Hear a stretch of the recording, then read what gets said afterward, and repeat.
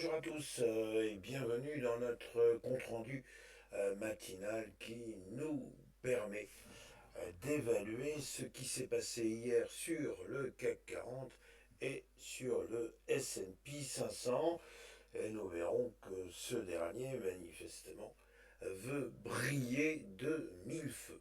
Alors, débutons par notre CAC 40, lequel, eh bien, ma foi, petit à petit, tout doucement, eh bien, il se rapproche de la résistance des 7800 points.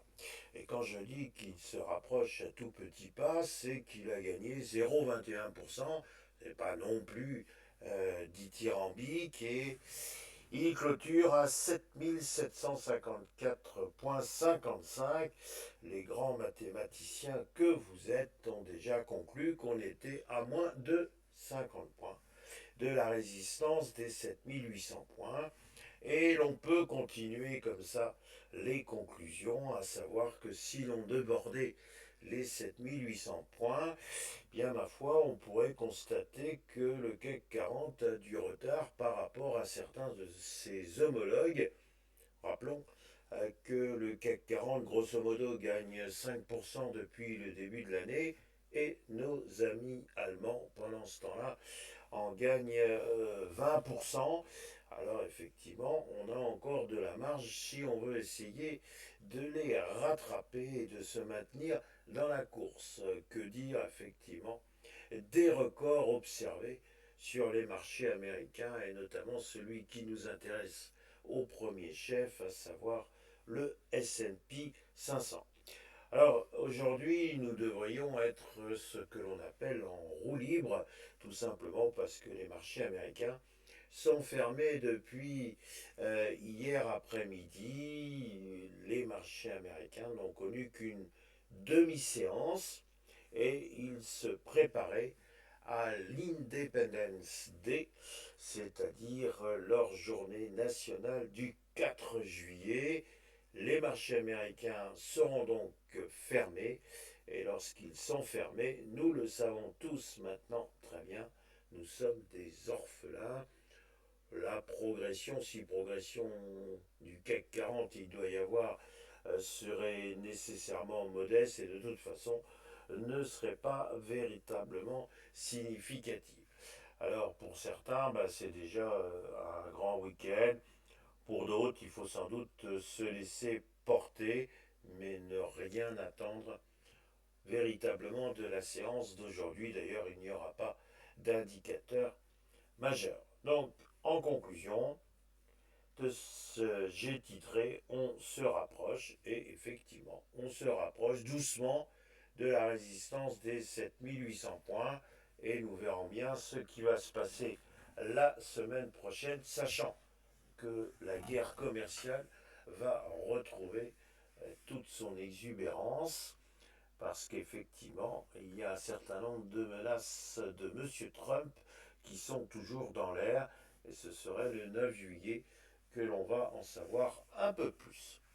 Alors maintenant, si nous passons à notre S&P 500, qui encore une fois sera fermé aujourd'hui, eh bien, pour le S&P 500, tout va bien, mais vraiment tout va très bien.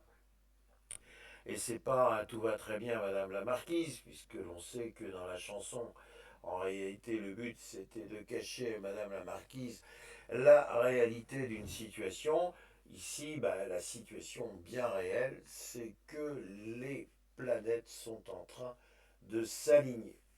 Elles s'alignent tellement bien que le S&P 500, ma foi, il ne fait pas dans le détail. Il s'offre un gap d'ouverture, on le voit bien ici, et en plus, il s'offre un nouveau record historique. Après tout, ce n'est jamais que la semaine des superlatifs et donc des records historiques.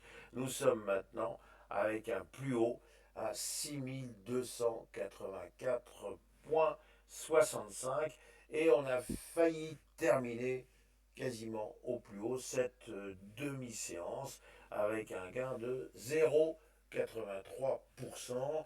Les technologiques tire tout le monde. Nvidia approche, que l'on se tienne bien, que l'on fixe les ceintures de sécurité. Nvidia approche les 4 000 milliards de capitalisation. Il paraît qu'on n'aurait encore jamais vu ça. Alors effectivement, tout ça, ça crée de l'euphorie, ça crée de l'optimisme. Et j'indiquais que les planètes s'alignaient, tout simplement parce que hier, il y a eu des chiffres de l'emploi qui étaient redoutés. Pourquoi redoutés? Parce que nous avions eu précédemment les chiffres de l'emploi dans le secteur privé avec une grosse surprise, à savoir une décélération, voire une destruction d'emplois dans le secteur privé. Et donc les prédictions des experts se sont trouvées complètement démenties. Alors, on dit quelquefois que les chiffres de l'emploi dans le secteur privé annoncent les chiffres dans le secteur public ou dans le secteur officiel. C'est pas tout à fait vrai d'ailleurs, et on en a eu une éclatante démonstration hier. Les chiffres de l'emploi américain étaient positifs et ils étaient bons. Alors, bonne nouvelle, ils étaient positifs, mais modérément positifs. S'ils avaient été trop brillants, ça voulait dire que la Fed aurait freiné des quatre pieds, des quatre mains, de tous les freins possibles et inimaginables pour se lancer dans une politique de baisse des taux. Là, l'espoir est encore permis. Alors, l'espoir fou d'une baisse des taux en juillet, il semblerait qu'il faille oublier l'idée. En revanche, il semble de plus en plus probable qu'il y ait dès septembre une amorce de baisse des taux. Alors ça, encore une fois, et nous nous répétons, il ne peut pas y avoir plus beau cadeau pour les marchés actions. Donc, on fait des baisses des taux à l'automne, on fait des créations d'emplois qui montrent que l'économie américaine est particulièrement dynamique. Et puis, il faut savoir que M. Trump aurait quand même ce que l'on appelle la baraka, puisque son projet de budget a été accepté par le Parlement américain et notamment le Sénat. Et effectivement, tout ceci n'était pas évident du tout. Il suffisait qu'il y ait 3 parlementaires républicains qui rechignent à adopter le plan de M. Trump et c'était fini, il fallait tout repenser. Alors non, M. Trump, là aussi, remporte un succès, c'est ce que l'on appelle la loi des séries. En revanche, sa relation avec M. Poutine n'est pas excellente et bon, on imaginait mal M. Poutine venir dire à M. Trump: oulala, vous êtes trop fort, vous, les Américains, chaque fois que vous passez, c'est la paix qui suit. Non, c'est pas du tout évident et malheureusement, l'Ukraine se retrouve dans une situation, j'allais dire périlleuse, mais le mot ne convient pas, il est beaucoup trop faible, c'est une catastrophe. Il faut absolument que les Américains comprennent que sans eux, l'Ukraine est amenée à rencontrer les pires difficultés, voire malheureusement une défaite. Mais bon, M. Trump nous a habitués à des volte-face.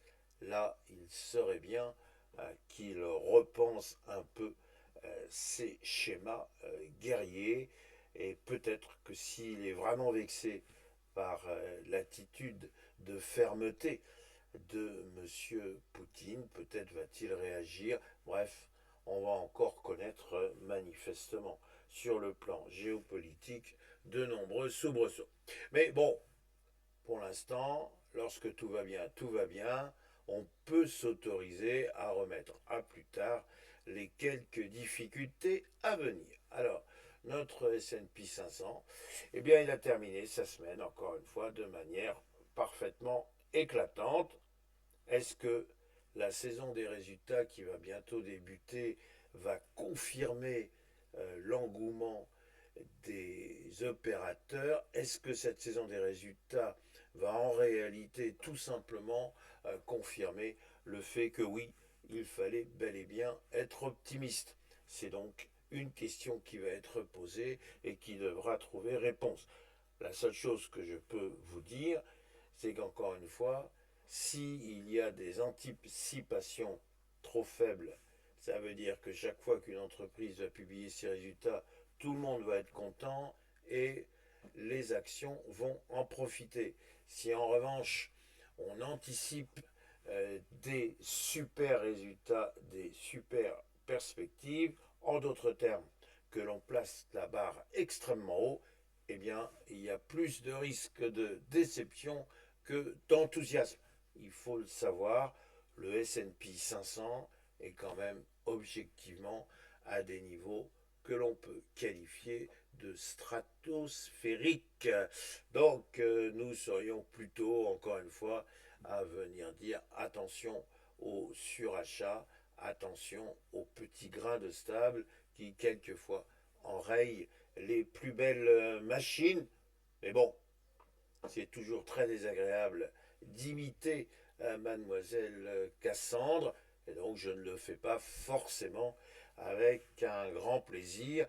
Et sachez qu'il y a même des fois où se tromper est un espèce de souhait intime, une voix intérieure que l'on veut étouffer et quelquefois on se dit que bah, finalement c'est pas si mal si cette petite voix intérieure s'exprime. En d'autres termes, j'aimerais bien me tromper et venir vous dire allez, on fonce, on peut continuer. Le S&P 500 n'en a pas fini de sa spirale haussière.